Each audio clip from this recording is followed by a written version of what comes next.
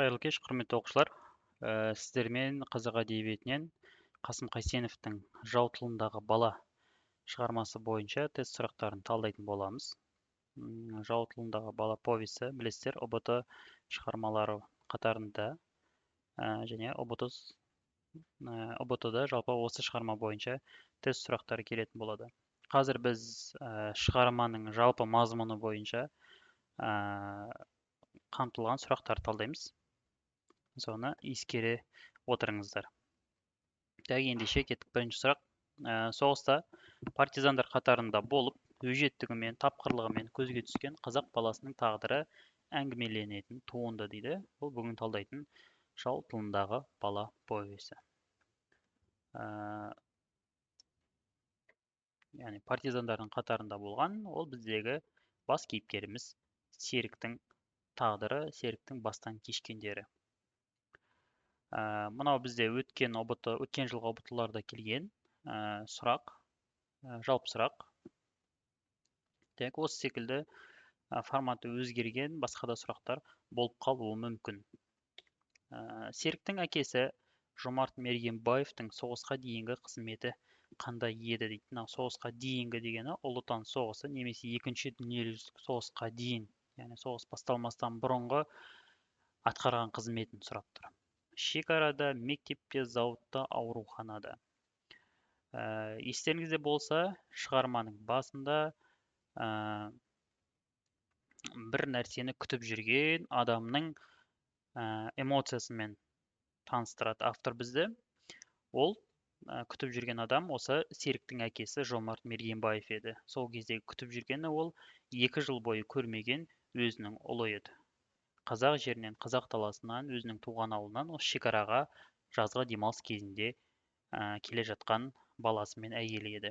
Яғни Жомарттың атқарған қызметі ол шекарашы, шекарада қызмет етті. Және шекарада қызмет етті деген сөз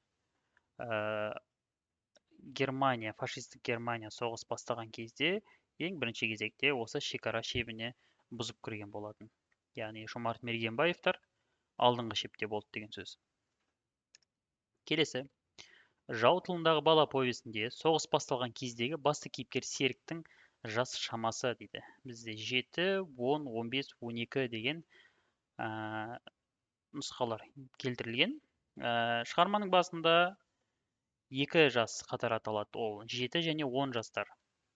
7 жас дегеніміз Жомарт Мергенбаевтан сұрайды. Неліктен тыным таппай жүрсіз, неліктен біртүрлі болып жүрсіз деген кезде баламды сағындым, ең үлкен, былайша айтқанда құдайы қонағым келе жатыр. Мен мұны осыдан 2 жыл бұрын 7 жасар бала кезінде көріп едім, одан бері көрмедім. Қазір міне 3-ші сыныпты бітірген 10 жасар ұл болып қалды дейді. Ал біздегі сұрап тұрғаны соғыс басталған кездегі, яғни Жомарттың шекарасына келе жатқан Серік осы соғыс басталған кездегі жасымен сай келеді, яғни ол 10 жас болады. Дұрыс жауабы. Келесі. Жау тылындағы бала повесіндегі оқиға өрбейтін жер: Қазақстан, Ресей, Украина, Белоруссия. Шекара шебінде дедік. Кеңес өкіметінің шекара шебінде. Бірақ кеңес өкіметі үлкен екен білесіз. Осы жердегі аталған 4 елдің барлығы да кеңес өкіметінің құрамында.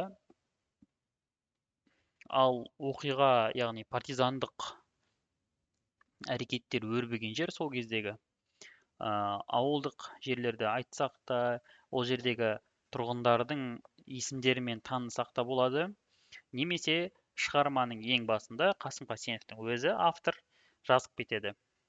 Украина деп қадап тұрып жазып кетеді. Яғни біздегі жауабымыз С жауап болады. Келесі. Жау тылындағы бала повесіндегі Серікжанның анасы Жамал. Осы Жамалдың қаза болуының себебі неден? Не себепті қаза тапты? Қалай қаза тапты? Қашан қаза тапты деген сұрақ. Аштық пен суықтан ауырып қайтыс болды ма? Жергілікті сатқындардың қолынан қаза тапты ма, жанып жатқан вагонның ішінде өрттен шыға алмай қалды ма, эшелонды бомбалаған жау самолетінің оғы тиді ме дейді. Жамал мен Серік демалыс кезінде әкесіне келеді дедік, шекара шебіне. Сөйтіп қауышып, сағыныштарын басып жатқан кезде түнде қоңырау шалынады, хабар келеді, қаралы хабар келеді. Жайсыз хабар келеді, ол фашистік Германияның соғыс ашқандығы, жаудың келе жатқандығы. Сөйтіп сол жердегі шекара шебіндегі штабтағы бүткіл әскерилердің әйелдері, бала шағасының барлығы эвакуацияланады, ел жаққа қарай көшіріледі вагондармен, пойызбен. Сол пойыздардың ішінде Жамал мен Серік те бар тұғын. Бірақ сол пойыз кетіп бара жатқан кезде жаудың ұшақтары келіп оларды да атқылайды. Пойыздан қашқан адамдарды қашып бара жатқан жерінен атып өлтіреді. Сол атып өлтірген адамдардың бірі Жамал еді. Серіктің дәл көз алдында қаза табады. Яғни дұрыс жауабымыз бізде эшелонды бомбалаған жау самолетінің оғы Жамалға тиеді. Дұрыс жауабымыз да болады. Келесі, жау тылындағы бала повесіндегі Левитанның радио арқылы берген Курск қаласы туралы хабарының мазмұны дейді. Мына жерде жалпы шығарманың ерекшелігі сол, Қасым Қайсенов сол кездегі соғыстың жай-күйін барынша жан-жақты әсерімен де, эмоциясымен, кейіпкерлердің эмоциясымен, немесе жалпы сол 4-5 жылғы соғыс қамтыған қандай ерекшеліктері бар, соның барлығын қамтып беруге тырысқан. Соның бір деталінің бірі ол Левитан. Левитан жалпы тарихтан да айтылады, яғни соғысқа қаншалықты маңызды тұлға болғандығы, оның даусының қаншалықты маңызды болғандығы айтылса, осы шығармада да бұл бір деталь ретінде беріліп кетеді. Яғни бұлар жертөледе жасырынып жатқан кезде радионы қосып хабар алуға тырысады.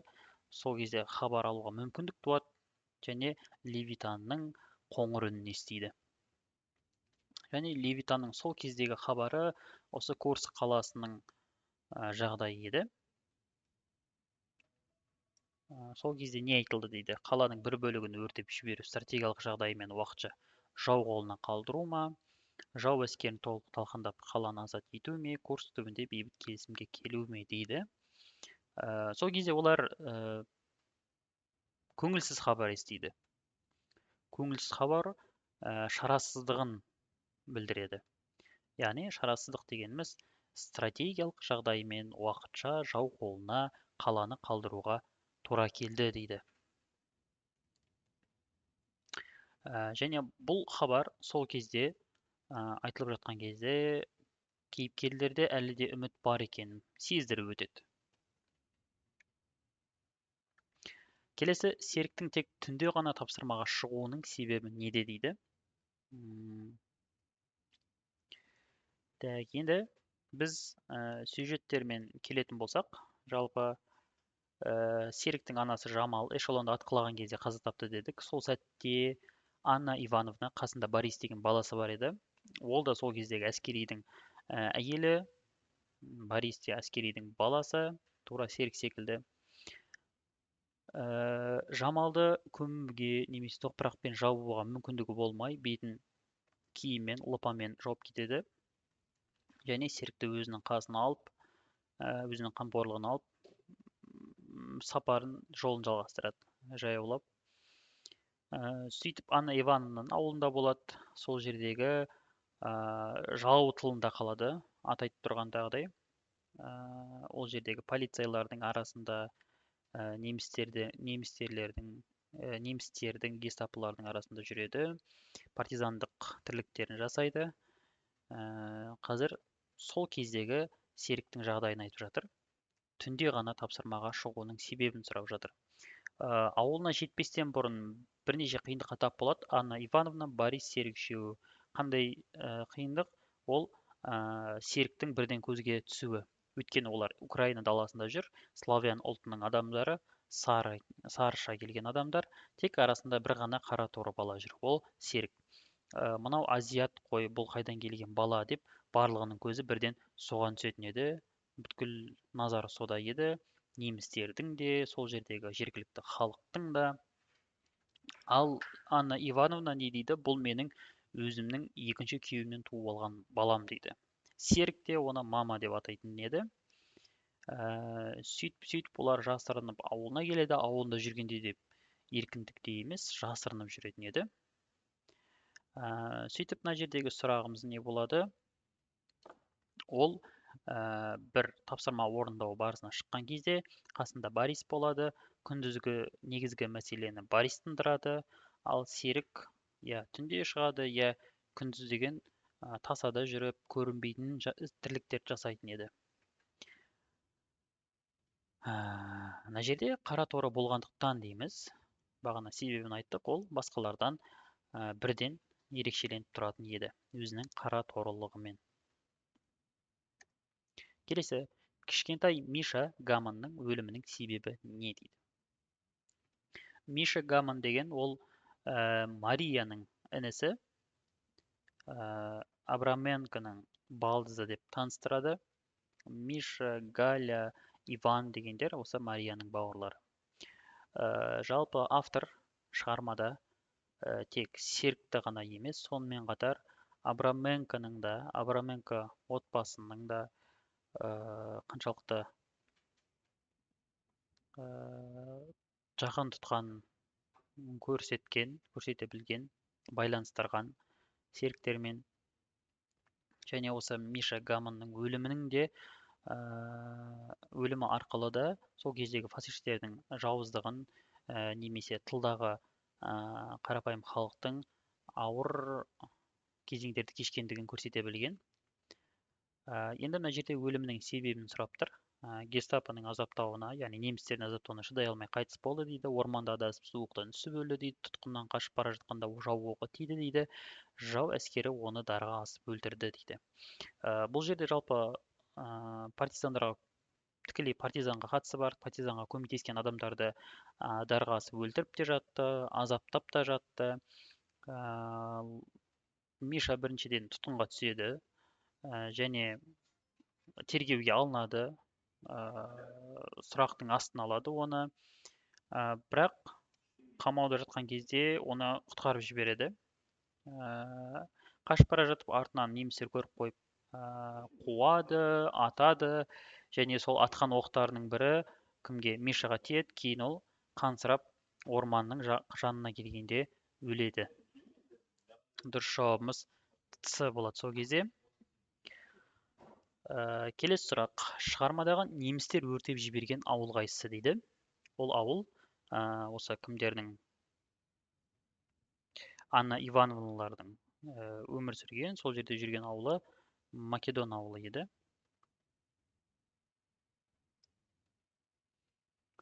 Партизандар арасында серікке қойылған лақап ат қандай болды дейді? Сережа, Амангелді, бала партизан немесе мерген дейді. Серік кейін партизандардың отрядында, орманның арасында жүреді. Ол жерде ерлігімен көзге түседі. Ерлігімен көзге түсіп, кейін марапатталып, оған автомат табысталады. Ол жерде барлаушы қызметін атқарады, немесе барлаушы, сонымен хат алмасушы, атты әскердің барлаушысы болып жүреді. Сөйтіп, қандай тапсырма беріледі, сол тапсырманы орындап түбі аман келеді. Аман келеді, аман жүреді және ерлігімен, сонымен қатар батылдығымен көзге түседі. Сөйтіп, сол жердегі партизандар серікке Амангелді деген лақап ат қояды. Оны Амангелді деп атайды. Дұрыс жауабымыз Б болады. Серіктің аты Қаратөбелдің, мына жерде ат деген есім емес, оның жылқысы, тұлпары. Қаратөбелдің тағдыры қалай аяқталды дейді.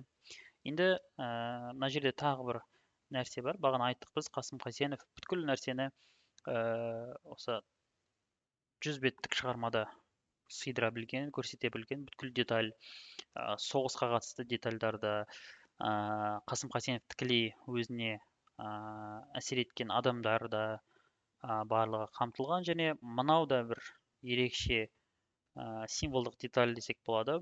Ол славяндардың арасында жүрген жалғыз қазақ баласы және сол жалғыз қазақ баласының жылқы малымен тікелей қатысы болуы.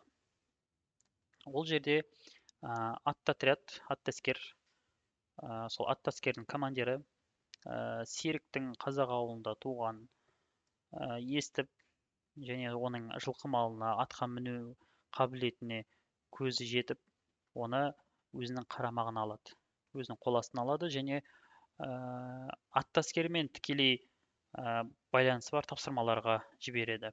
Яғни барлаушы қылады, яғни сондай жұмыстарға қатыстырады. Сөйтіп, сондай бір шайқастардың бірінде Қаратөбел оққа ұшады. Оққа ұшып мерт болады. Ал серіктің өзі аман қалады. Келесі. Жау тылындағы бала шығармасында сатқын фашистердің тыңшысы болған кім дейді? Бұл бізде ұбт-да келген сұрақтардың бірі. Сатқын әрі фашистердің тыңшысы. Яғни бұл бізде мектептің бағдарламасындағы бар үзінді болғаннан кейін бұл жерден сұрақ келген.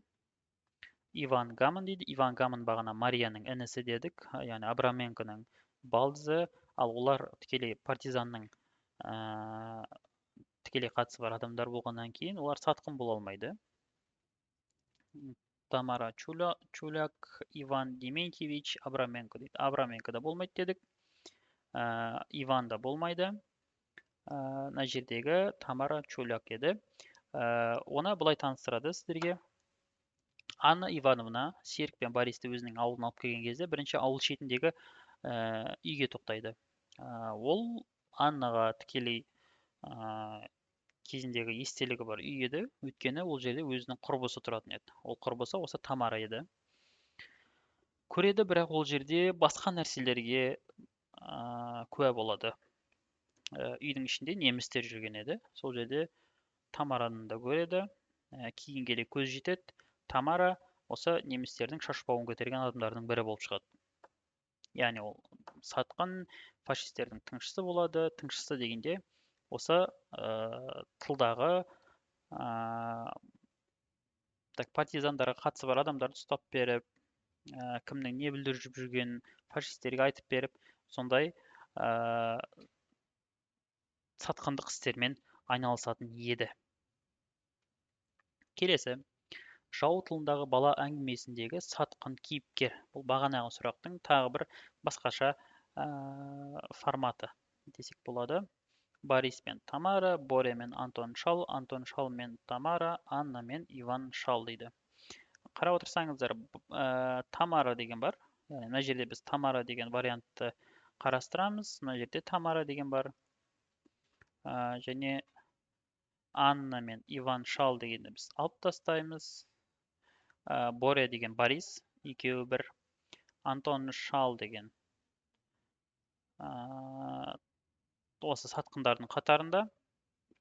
Енді қараңыз, Борис деген ол Аннаның баласы, демек бұл жауап бола алмайды. Мына жерде Боря деген Борис дедік, бұны да алып тастаймыз. Мына жерде Анна Ивановна бізде сатқын болған жоқ.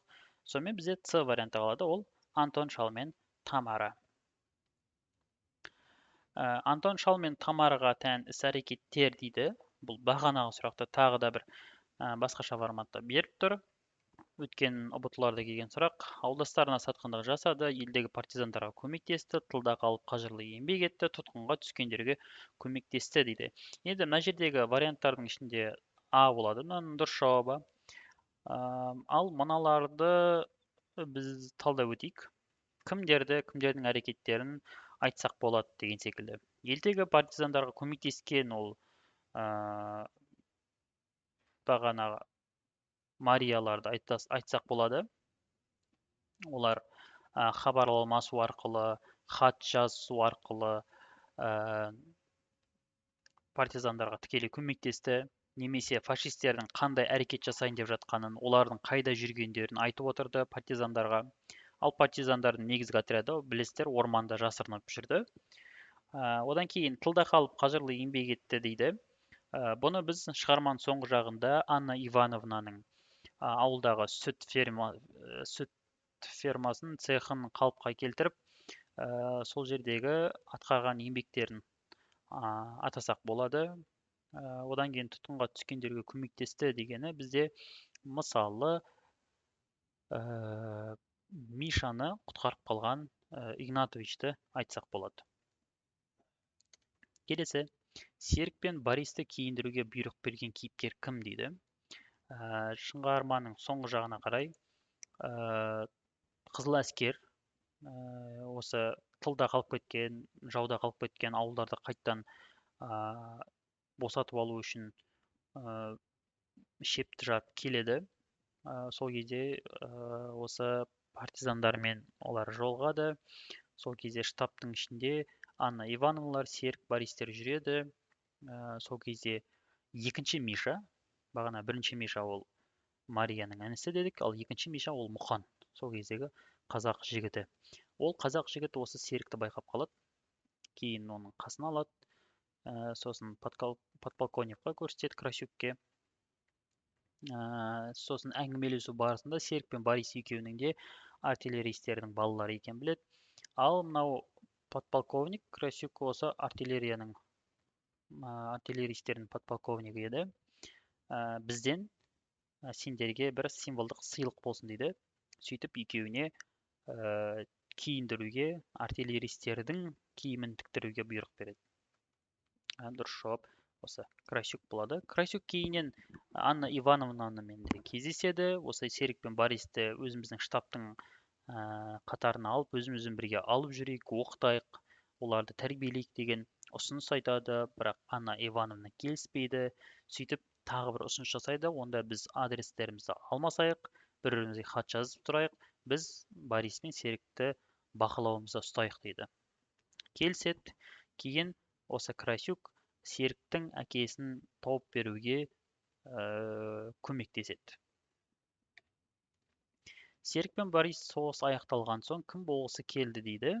Олар өздерінің әкелері секілді артиллерист болғымыз келеді деп армандайтын. Жауабымыз Б болады.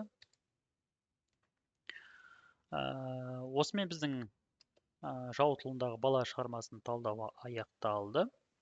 Шығарма соңында жалпы Серік пен Жомарт Мергенбаев қайта жолығады. Бағана Красюк көмектеседі дедік. Жомартқа осы серіктердің қай жерде екендігін айтады.